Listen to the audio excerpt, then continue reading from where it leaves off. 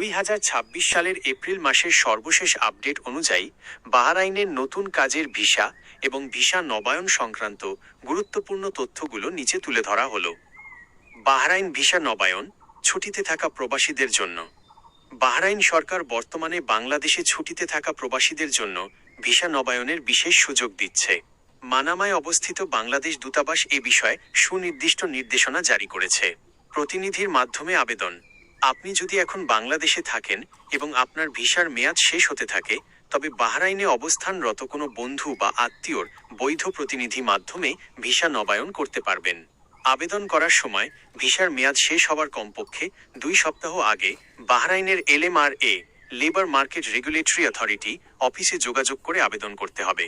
Payment আবেদন করার পর মোবাইলে পেমেন্ট মেসেজ আসলে সাথে সাথে ফি জমা দিতে হবে। ফি জমা না দিলে ভিসা নবায়ন হবে না। 2. নতুন কাজের visa. New work visa update 2026। Bangladeshi নাগরিকদের জন্য নতুন কাজের ভিসার বিষয়ে বর্তমান পরিস্থিতি নিম্নরূপ। কূটনৈতিক আলোচনা। বাংলাদেশ সরকার ও বাহরাইন কর্তৃপক্ষের মধ্যে নতুন ভিসা চালুর বিষয়ে জোরালো আলোচনা চলছে। বিশেষ করে নির্মাণ এবং সেবা খাতে নতুন কর্মী নেওয়ার বিষয়ে বাহরাইন আগ্রহ প্রকাশ করেছে।